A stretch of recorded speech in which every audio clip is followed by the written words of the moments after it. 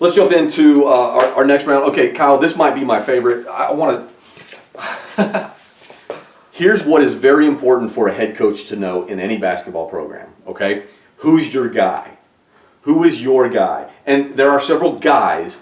Who's your floor general? The guy you go to rally your team around when you're on the wrong side of a 10-0 run or something like that. But who's your guy to hit the big shot? Who is your guy? So let me paint the scenario for you. Yes. And I want get your paintbrush. I want you. I love painting scenarios. It's one of my favorite things to do.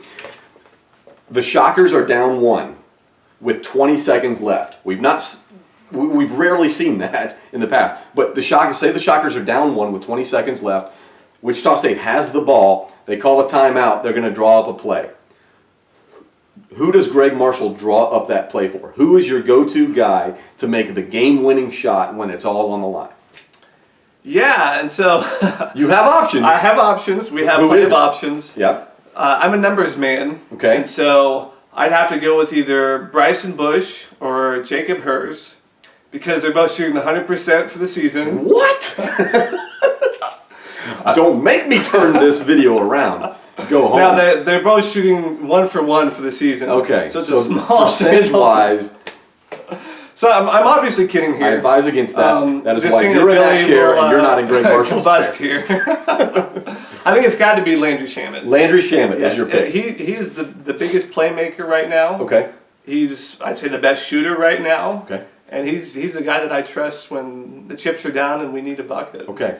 That is not a bad pick. You are not wrong. I'm not wrong. That's a good one. Because I think he can create, baskets. On the season, he's got the best shooting percentage. Yeah. I think he's best 3-point percentage as well for the season. Good pick. That's a guy you want to go to.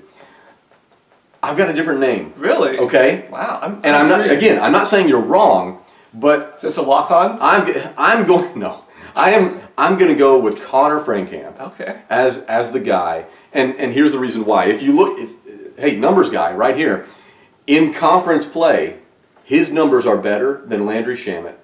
In fact, they're better than anyone on the team when it comes to field goal percentage. When it comes to he hadn't missed a free throw yet. So there's that's a good guy. That's good. Great 3-point shooter as well.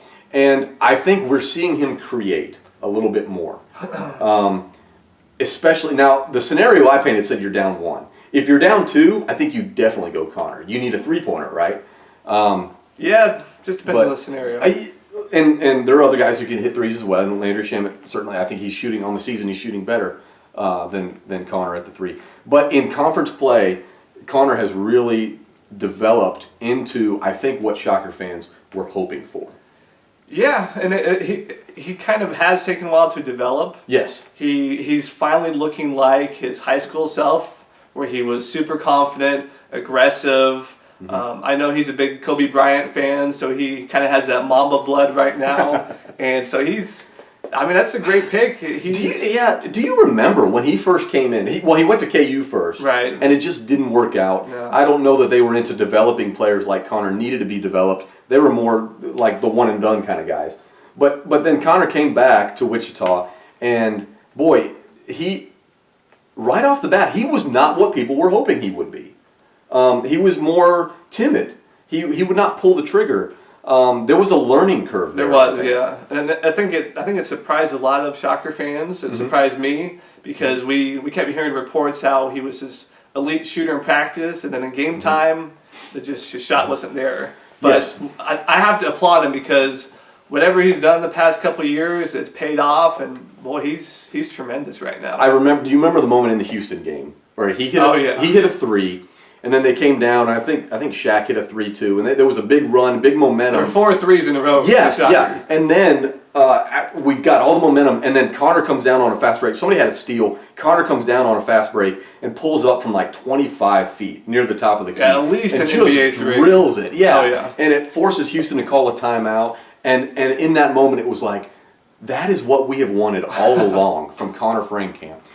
So, 20 seconds to go. If you go Landry Shamet, I think you win the game. If you go Connor, I think you win the game. I especially like Connor because if you drive in, he could get fouled and then he's going to win it at the free throw line.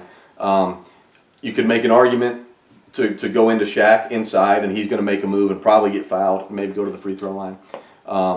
And I think a point right now is there are lots of really good options.